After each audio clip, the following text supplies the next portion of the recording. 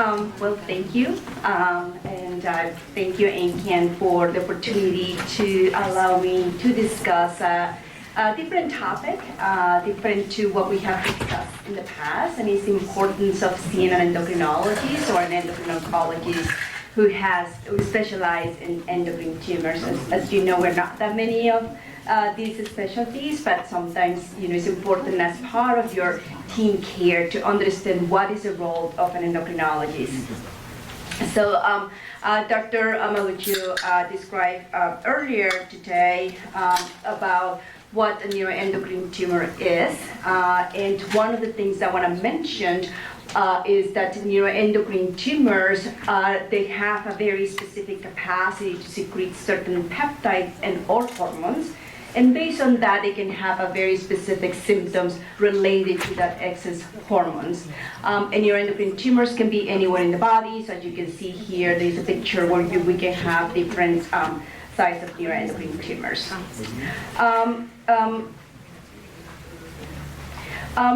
Dr. Maluccio also very briefly discussed earlier about the different classification and gradient of neuroendocrine tumors. So we have the grade 1 well-differentiated neuroendocrine tumors, and that's based on the Ki-67. So the Ki-67 is a proliferation index. It tells me how the cells are able to divide under the microscope. If there is very low, so that means that the cells are not dividing as rapidly, so that means that the growth of tumor is slow. But then we have this more aggressive neuroendocrine neoplasm, which are the neuroendocrine carcinoma. But it's important to know, as Dr. Maluccio described earlier, it's important to know what is the Ki-67, because that tells me as well, give me information with whether this is a well-differentiated or a more poorly differentiated neuroendocrine carcinomas, because the treatments are different. Neuroendocrine tumors are heterogeneous, so that means that the way of how it presents from patient to patient is completely different, and because of that, the treatment of neuroendocrine tumors is personalized from patient to patient. The way we like to characterize neuroendocrine tumors is to understand, for example, where is the extension of the disease, whether it's localized in the liver, or not, or more dominant in the liver, or not as dominant in the liver, or more outside the liver, whether it's a low volume tumor or whether it's a large volume tumor. We also need to understand whether the tumors are growing or they are more stable. We need to understand location. Location is important as well, whether it's pancreas or the gastrointestinal. Based on that as well, they may produce different hormones as well, and they may produce also different symptoms to that. And then we also need to understand whether the tumor is functional or non-functional. That's where your endocrinologists take a role on this, because functional means the capacity to produce hormones, and based on that, they may have a different clinical presentation. And sometimes we need to add other measurements in order to treat these neuroendocrine tumors. I'm sure you have heard that neuroendocrine tumor needs to be seen under a multidisciplinary team umbrella, and there's different experts or different specialties that may need to be involved in order to then discuss what would be the best treatment for these neuroendocrine tumors. And as you can see, there is a variety of specialties. We have the medical oncologists, interventional radiologists, the genetics. Sometimes less than 10% of neuroendocrine tumors may be associated with a cancer predisposition syndrome, and also the more rare of the neuroendocrine tumors, pheochromocytomas and paragangliomas, the incidence of being part of familial syndrome is a lot higher. So genetics sometimes plays a very important role in how do we see these neuroendocrine tumors. We also have the radiation oncologists and the surgical oncologists, nuclear medicine. But here, as you can see, endocrinology is also part of the multidisciplinary team to then advance and provide indications in the management of neuroendocrine tumors. And this is just a little bit of vocabulary, what the medical oncologists do, what endocrinologists do, what is an endocrine oncologist. So an oncologist is a doctor who treats cancer and provide medical care for a person who is diagnosed with cancer. And within the oncology, there are different, in the oncology field, there are also three major areas. One is the medical oncologist. The medical oncologist is the person who's able to provide immunotherapy, chemotherapy, other therapies. Then we have the radiation oncologist, and he's the person who provides radiation treatments, and we have the surgical oncologist as well. In terms of endocrinologists, this is the medical specialist who treats people with conditions that are caused by problems within the endocrine glands and hormones. It could be hormone excess or it could be hormone deficiency. And then we have the endocrine oncologist, which is a combination of both, which is the medical specialty dealing with more dedicated hormone-producing tumors. So now we're going to discuss a little bit about the importance of how sometimes being an endocrinologist is important. And one thing that I wanted to discuss with you is within the disorders of the endocrine system, we have disorders that may be caused due to hormone deficiency, meaning that the endocrine gland is not producing enough hormones, or then we have hormone excess. And based on where they are, they have different symptoms as well. So let's discuss a little bit about the hormone excess. So this is another picture of the different sites of neuroendocrine tumors, and based on the locations, they may also produce a very specific hormone, and based on the hormones may produce very specific symptomatology. For example, we have, just to focus here, the most common is the lung, gastrointestinal, and pancreas. So we can see the gastrointestinal, as you will hear throughout the day, that they are responsible to produce serotonin, and that has a series of symptoms that is responsible for the carcinoid syndrome. We also have pancreas. Up to 40% of pancreas neuroendocrine tumors may produce hormones, but based on what cell within the pancreas is affected, may produce a very specific hormone. Could be various between the insulin, a neuroendocrine tumor producing insulin that will be called insulinoma. We'll discuss more about that and so forth. We also have the adrenals with the pheochromocytomas. They also have a very specific hormones that they produce, and because of that, they have very specific symptoms as well. Something to recognize is also about the lung neuroendocrine tumors. Sometimes these lung neuroendocrine tumors may produce a hormone called ACTH. That hormone is the one that sends the stimulus to the adrenal glands to produce cortisol. And this excess of cortisol has a very specific symptoms that we're going to discuss as well. Now let's discuss a little bit of carcinoid syndrome, and later today we're going to discuss more in detail how do we manage carcinoid syndrome and the different symptoms associated with carcinoid syndrome. But here, the important to recognize is a series of signs and symptoms associated with carcinoid syndrome. Among them is like flushing, diarrhea. So the diarrhea and flushings are the symptoms that the patient complains the most, and some of these symptoms can be quite debilitating as well. We also have shortness of breath, and it can also affect the heart, and one of the reasons is because of these excess hormones can also accumulate on the heart valve, and that can also cause some cardiac insufficiency, and that will be discussed more in detail later today. But as you can see, these excess hormones can produce a series of symptoms, and that's what is called the carcinoid syndrome. Now, in terms of talking about functional pancreatic neuroendocrine tumors, so there are different types of functional neuroendocrine tumors, and a lot of these, that's where your endocrinologists are very involved. For example, these are more rare. Most of the pancreas neuroendocrine tumors are non-functional, meaning that they don't produce hormones. But like I say, a number of them may do produce hormones, and based on what hormone the neuroendocrine tumors is produced, they may have a different symptomatology. As we can see here, we have the insulinoma. So what is the role of insulin? Insulin is responsible to lower your blood glucose. Whenever you eat, your blood glucose starts to go up. So that sends a signal to the pancreas to stimulate insulin in order to lower the blood glucose. And then you have a tumor that is producing constant insulin, so that means that your blood glucose will be very low because the constant, suppression of the glucose by having this excess of insulin. Similarly, we have other neuroendocrine tumors like the gastrinoma. Gastrin is responsible for the production of acid in the stomach. So if you have this excess of acid, they can also be responsible for ulcers and even bleeding too.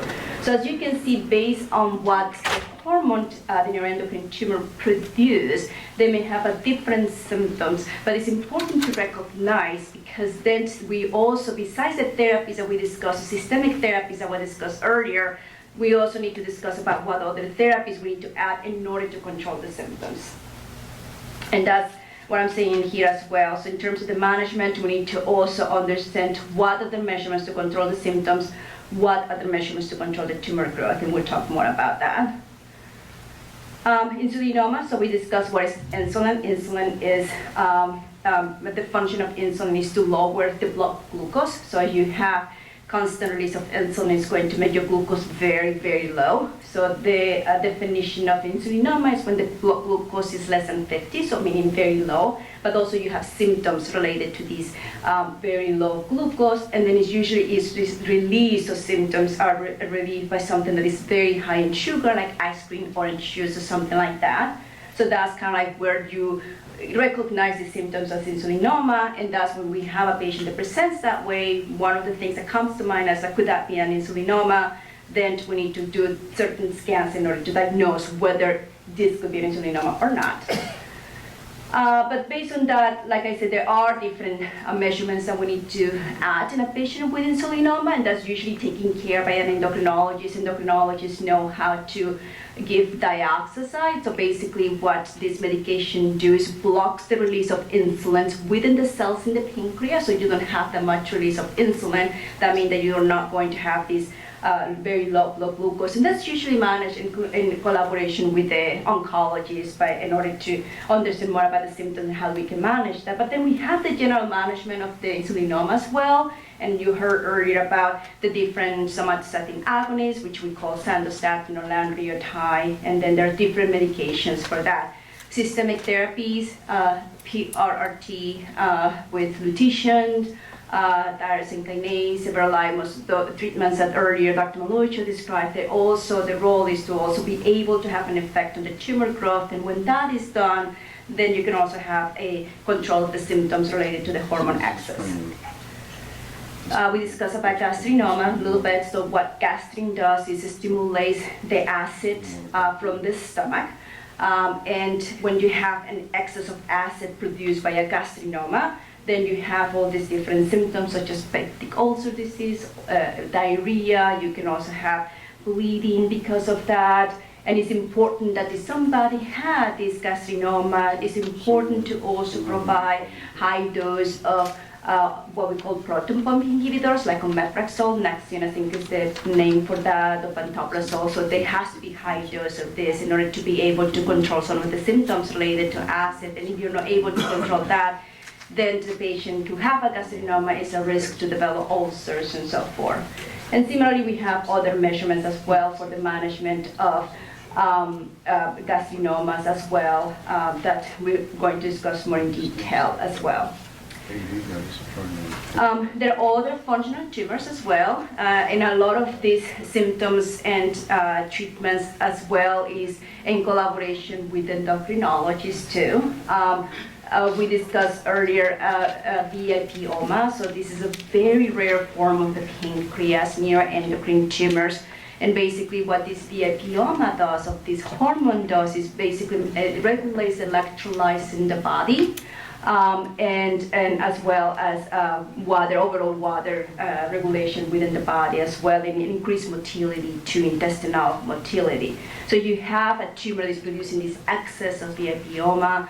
Usually the symptoms is very profound diarrhea and also electrolytes. You lose a lot of electrolytes, and because of that, it's important to recognize and then to provide these extra measurements in order to control all of those symptoms related to the lack of electrolytes as well as the diarrhea. Glucagonoma is another very rare functional pancreas neuroendocrine tumors. The function of glucagon is to also regulate the glucose as well as fatty acids in the body. If you have this excess of glucagon, your patient develop diabetes. They also develop very specific skin manifestations, and there are also specific measurements that needs to be provided in those situations as well. And somatostinoma, which is a tumor in pancreas neuroendocrine tumors producing somatostatin, is even the more rare of the rares as well. They can also produce certain symptoms like diabetes, and diabetes is a very common condition treated by endocrinologists, and we'll talk a little bit more about that. I would like to also recognize that in some patients with a thoracic neuroendocrine tumor, some of them may produce serotonin, for which may also cause carcinoid syndrome. But we also have a neuroendocrine tumors that, like I said, produce ACTH. So this is a very long name for this. It's adrenocorticotropic hormone, very long name. But basically what this hormone is, ACTH, stimulates the cortisol in the adrenal gland. So you have a lot of ACTH produced by the large neuroendocrine tumor that will cause a lot of cortisol in the circulation, and then you're going to have the symptoms related to what we call Cushing's syndrome, and we'll talk a little bit about that. And as we can see, there is a percentage of the large neuroendocrine tumors may also produce this excess of hormone. So, and this is the overall symptoms related to Cushing's syndrome. So there's a series of symptoms as well. So we can see like there is an increase in abdominal fat, there is a striae in the abdomen, we call purple striae. There is a fat accumulation on the back of the neck. It can also cause decreased healing, fractures as well, high blood pressure. So I think all of that is important to recognize too in terms of the symptoms of Cushing's, because if a patient has symptoms of Cushing's, then we have to then be able to control that even before surgery, because sometimes we know that if somebody has this excess of Cushing's, decreased for healing, and if we wanted to do surgery as part of the management of neuroendocrine tumors, that needs to be under control as well. So sometimes in order to control the cortisol excess, sometimes we need to remove the adrenals. As long as you remove the stimulus, there is nothing to stimulate, so that may be another way as well. But sometimes we try to do that medically as well. There is an ongoing study it's a phase 1-2 study of a drug that lowers the specific ACTH. So in that study, we have it available at the NIH, and so we're still trying to understand how these very specific drugs can lower the cortisol, but this is another one that is upcoming. As we discussed earlier, clinical trials are important because that's how we advance medicine, and this is a very exciting study too. Now, as I said, in order to control the symptoms related to hormone excess, so there are different, we have quite a few tools within our toolbox, but like I discussed earlier, the management is personalized from patient to patient. As we discussed, your team, multidisciplinary team, should be able as well to help what would be the best options for our patients. And as we can see here, we have PRT with Lutathera, we have the monthly injection with sandostatin, lanreotide, we have other, what we call the targeted therapies. The reason why it's called targeted therapies is because they target a protein within the cell's surface of the cancer cell. For example, everolimus, it targets a protein in the cancer cell called mTOR. Sunitinib is called a tyrosine kinase. It targets a protein within the cells that what it does, it blocks the blood vessel supply going into the tumor. And then we have the more what we call cytotoxic chemotherapy, and then we have also surgery. Surgeries we discussed earlier is part of your management of neuroendocrine tumors, and Dr. Ganji will discuss more in detail about that. But now, something that I always tell my fellows and what we discuss as well in terms of the management of symptoms related to neuroendocrine tumors, your somatostatin agonists such as lanreotide or sandostatin or octreotide plays a very important role, because this drug not only helps to control the symptoms related to hormone excess, but it also helps control the growth of tumors. And that's very important to acknowledge as well. And even in patients, sometimes I get a question from my patients that say, well, I have a small bowel neuroendocrine tumors, I was taking these injections for a certain period of time, now it's not working anymore, so now you move to the next therapy. But as long as you have symptoms related to the neuroendocrine tumor, these producing hormones, you still need to keep on those injections because that's going to help as well the symptoms. So that's what I can say about sandostatin. So this is important. This is just a summary, and this is for you. NCAN will provide the slides to you, but this is a summary of different type of functional neuroendocrine tumors, how we manage these patients as well. Now we talk about hormone excess. Now, and pheochromocytoma. So this is the rares of neuroendocrine tumors. So just very briefly, this is a pheochromocytoma. It's a type of neuroendocrine tumors that have the capacity to produce and secrete catecholamines and metanephrines. And what these catecholamines do, they're responsible for the fight and flight response. So pheochromocytomas is within the adrenal gland. So in that we can see this is your kidney, this is the adrenal gland. If you cut the adrenal gland in half, then you have two layers. One is the outer layer. The outer layer produces three different hormones with three different functions. And one of my endocrinologist mentors used to say sex, salt, and sugar. So sugar, sugar, salt, and sex, however you want to do it, with the three S, because the aldosterone is the one that regulates the salt in the body, the cortisol is the one that regulates a lot of the sugar in the body, and then we have the sex hormones as well. So it's kind of like that's what the other part of the adrenal medulla is. And we discussed earlier, in terms of endocrinology manifestations of the Cushing's syndrome, when you have a tumor that's producing ACTH, it's also stimulating that part of the adrenal gland that is producing the excess of cortisol. But now in the inner part of the medulla, of the adrenal gland, we have what we call the medulla, and that's responsible to produce adrenaline, which is responsible for your fight and flight response. So any tumors in the adrenal gland is called pheochromocytoma. Any tumors outside the adrenal gland, which can be anywhere from the neck, abdomen, and pelvis, those are called periganglioma. Under the microscope, all of them are the same, and we treat them the same as well. But one important thing why your endocrinology is important in the management of these tumors is because of the symptoms related to these pheochromocytomas and perigangliomas. You have your classic symptoms, which is very elevated blood pressure. You have the headaches, the sweating, and then you have other symptoms as well that is associated with these excess hormones, such as flushing, palpitations, diarrhea, abdominal pain, and other symptoms related to that. And in order for us to control those symptoms, there are different medications for that, and those medications are called the alpha blockers, so basically to help control the effect of these hormones within the vasculature, because these hormones goes into the vasculature and cause vasoconstriction, and that kind of like vasoconstriction cause the blood pressure to go up. So you try to give a medication to block that effect. And for that, we have all these different medications as well. And it's important that you talk to your doctor to determine what is the best medication for that as well. Now, we discussed about the hormone excess, so now let's discuss about hormone deficiency. Because there are certain medications where it can cause this deficiency of hormones, and that's where your endocrinologist also plays a very important role on this. And let's talk about sandostatin and lanreotide, because these medications can sometimes cause diabetes. And one of the reasons why, and it's not very high, approximately, what we know is approximately 27% of patients may develop elevated blood glucose. Sometimes this elevated glucose may not necessarily cause diabetes, but there's some measurements that you can take during that period in order for you to prevent, for you to develop diabetes. Rarely, less than 4%, do the opposite effect, may cause low blood glucose, but we usually know it in the very beginning when the patient starts with these injections. And how it does that? So basically, you have this what we call the beta cell. So that's the beta cell in the pancreas is responsible to produce insulin. And what it does, this sandostatin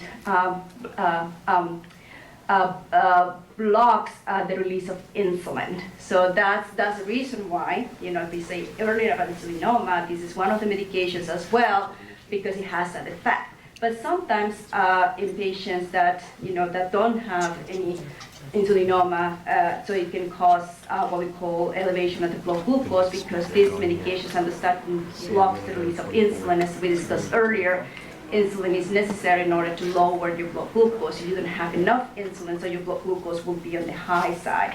And sometimes, depending on where they are, then you can develop diabetes, and then that's something that we always need to discuss with your doctor and how to manage that as well.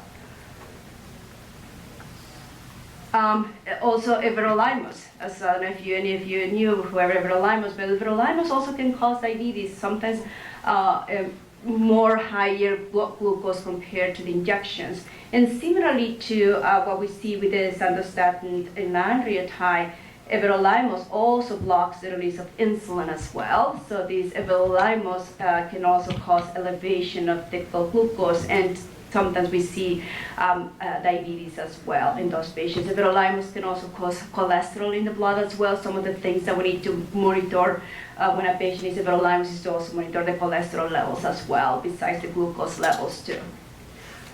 And this is just the classic symptoms of diabetes. So we have excessive thirst, weight loss, frequent urination. There's different symptoms, fatigue or vision, numbness. So there's different symptoms that can be associated with the development of diabetes. It's important to recognize these symptoms. And based on that, there can also be different measurements as well. How do we treat these medications too?